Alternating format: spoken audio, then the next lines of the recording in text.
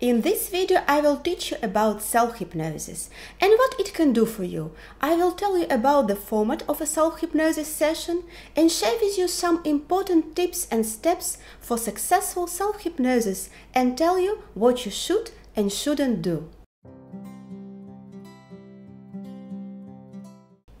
Hypnosis is normally performed by another person, such as hypnotherapist. It involves accessing the subconscious mind using different techniques to make a positive change. Self-hypnosis is when you hypnotize yourself. It's a technique of helping yourself through hypnosis. In this case, you are your own hypnotherapist.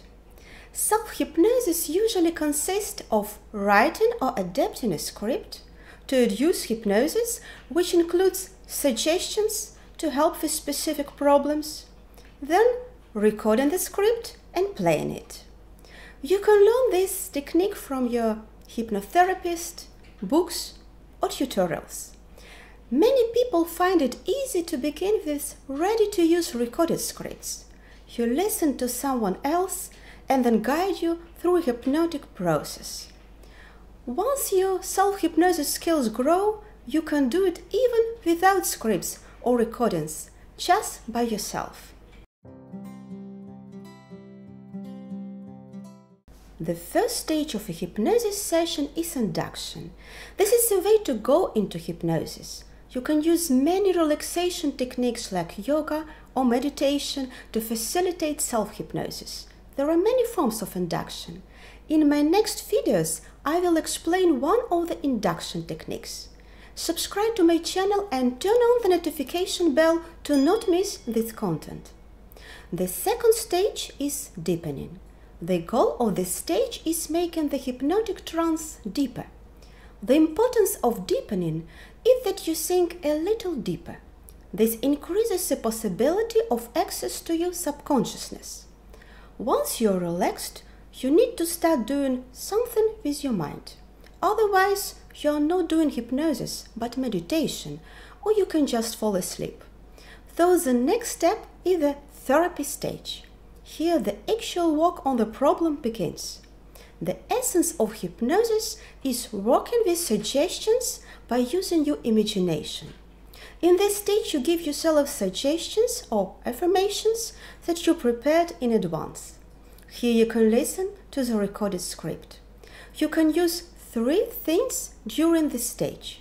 First is direct suggestions, like you can tell yourself you are going to become relaxed. Second is visualization to create real as life imaginary experiences. It's like you're watching a mental movie. Imagine you're a child again. Little children are good at make-believe play. See colors, feel and taste textures, listen to the sounds, smell.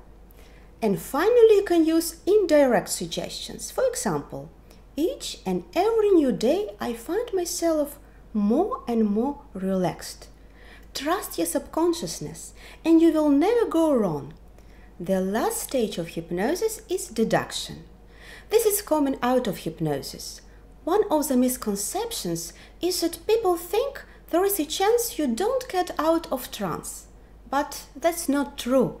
Everyone comes out of hypnosis. The primary ingredient with any hypnosis is the motivation and discipline. The power of self-hypnosis lies in prolonged multiple exercises. If you experience difficulty, do not become frustrated. Practice and be patient. It takes time. Accept whatever image comes to your mind. Don't be judgmental and accept any image. If no images come up, don't worry. Try to think about something you would like to think about. Seeing images is a natural ability of your subconscious mind. Over time, you will get better at it. What's more important is to feel the emotions. You may not recognize the feeling of the hypnotic trance, but it's also not important. Hypnosis is a very natural state you experience many times before without noticing. Make sure the suggestions you are using truly apply to your goal. Also see if your goal is not too big and can be broken down into smaller goals. The way you will know that your offers have been successful is by the results you achieve in regard to your goals. When you suddenly realize that you no longer desire cigarettes, or that you are finally losing weight, do not expect big changes after a few times. To teach yourself self-hypnosis, practice a few times a day for 5 minutes. Find a place where you won't be disturbed. If you need to keep track of time, set an alarm. Set a regular day and time to practice self-hypnosis. Carefully write down what you intend to do and always keep it positive. Work with only one problem at a time. Choose a quiet place and take a comfortable position. Don't practice when you are really tired, unless you want to fall asleep.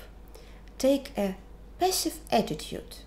You don't need to feel anything a certain way. You don't even need to believe what's being suggested.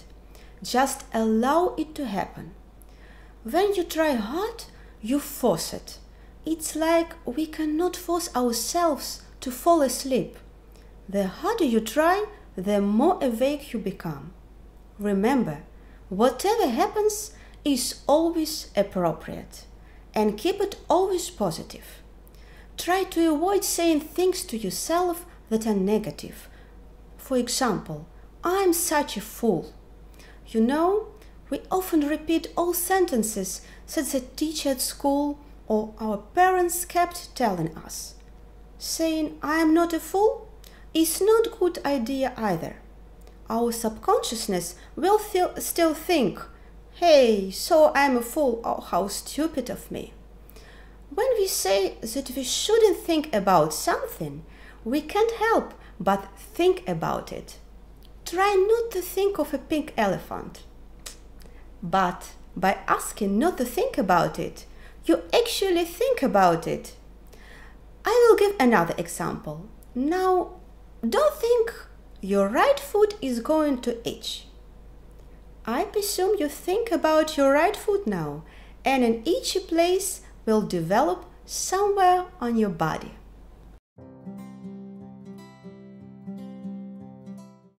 If it turns out that you need help, do not hesitate to make an appointment with a professional. I always recommend seeing a hypnotherapist for help if you are dealing with any traumas or painful memories. Leave this to a certified mental health therapist who can use specific techniques to resolve and release traumatic experience from the past. Also, do not perform self-hypnosis while you are driving a vehicle, operating machinery, supervising children, or in any situation where you need to be fully alert or able to respond quickly.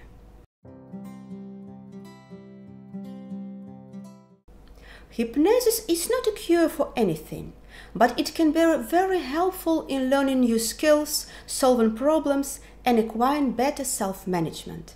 In addition, you can use self-hypnosis as a way to relax, because self-hypnosis trains you to release the power that is within you.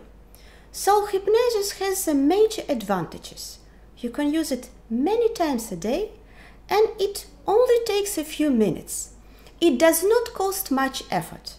Actually, you can use it everywhere, even on public transport, when you become more convenient with exercises. Now you know a little more about self-hypnosis. Go practice now to experience for yourself what hypnosis can feel like and what effect it can have on you.